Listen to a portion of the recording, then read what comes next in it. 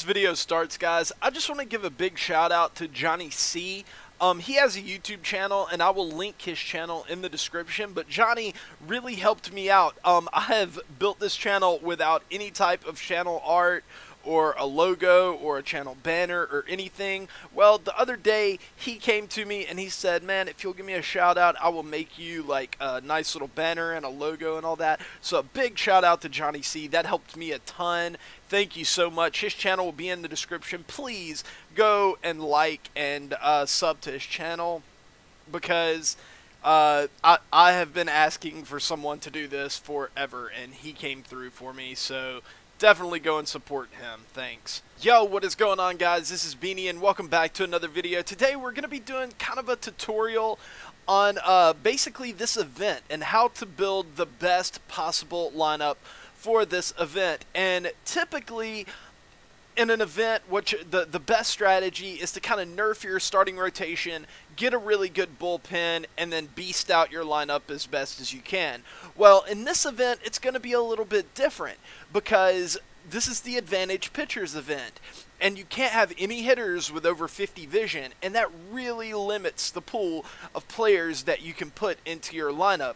So it really doesn't make any sense to nerf your starting pitchers or look for budget starting pitchers or anything like that. Throw in your best 5 guys into your starting rotation. These are the guys that I decided to use: Vida Blue, Felix Hernandez, Tiant, Nolan Ryan, and Noah Syndergaard. And the reason I'm doing that is because I'm not going to gain anything when if I try to save overall points by nerfing my pitchers, it's going to be really difficult for me to apply those to my lineup or to my bullpen. Not even really my bullpen, because my bullpen can be really good anyway. But you know, you can't get those beast 99 overalls in this event. It's just not going to happen. So it makes sense to get as good of a starting rotation as possible. Okay, now with my bullpen, I did get a little bit budgety, but I still got my top arms into my bullpen comfortably. I got Fernando Rodney, I got Jonathan Broxton, and I got Aroldis Chapman. These aren't the guys who, you know, you should necessarily get, but you need to look at 3 of your top bullpen arms, and you need to get at least 3 of them in there. And then for the rest of it, you probably will need 1 guy to drive your overall down. One note is that you can't have any guys that are under a 60 overall. So just go and find a 60 overall and throw him in your bullpen. Luis Coleman is a really, really good one. And then for your other 3, you can kind of look for those budget beasts. Everybody knows that the 78 Jake Diekman is one of my favorite bullpen pieces in the game. I love this guy. And also the 76 overall Billy Wagner gives me another solid lefty. And then the 84 Danny Farquhar is just another solid righty if I happen to need that. But with the fact that, you know, you're going to be bringing in a beast starting rotation into this event, there's a really good chance that you're not going to get past this 3rd guy. So, you know, you can kind of skimp on these last few pieces, even though it's important to get guys who you could use if it happens to go into extra innings or something like that, because this event, it's certainly possible like something like that could happen. So you want to get those guys and make them pretty good, but you don't have to go all out and get those beast guys for the 4, 5, and 6 spots in your bullpen. Okay, now moving on to your bench. On your bench, this is where you were going to want to do most of your quote-unquote nerfing work. As you can see, I've got a couple 60, 61 overall type guys in here to really drive my overall down. And then I found a few budget utility guys that I can plug in if I find the need later on in the game to platoon. If somebody brings a lefty in and I'm at a disadvantage or something like that, I can bring these guys in if need be. And that being the 73 overall Adam Jones. Everybody has kind of realized that this card is great for driving overalls down and being a really solid platoon. He has great contact and power versus lefties, so if you have an lefty outfielder that you need to do that with, this guy is perfect for that. And then Ian Desmond, another guy who is kind of a utility guy. He can play first, short, or anywhere in the outfield. He has low vision, so he's eligible for the event, and he has really good contact and solid power. versus lefties, and he's not like a scrub against righties either. This is a very, very good card for an event like this. Plus, he's good defensively and has some speed, so that's always a bonus. And then finally, you have the Ryan Healy card. This card barely qualifies. He has 48 vision, so, but against lefties, this guy is a beast. Especially right now, he's playing up. He's going to have, you know, close to 90 contact and power versus lefties, and kind of like Desmond, he's not a scrub against righties. He's very, very effective, and he can play third base and first base.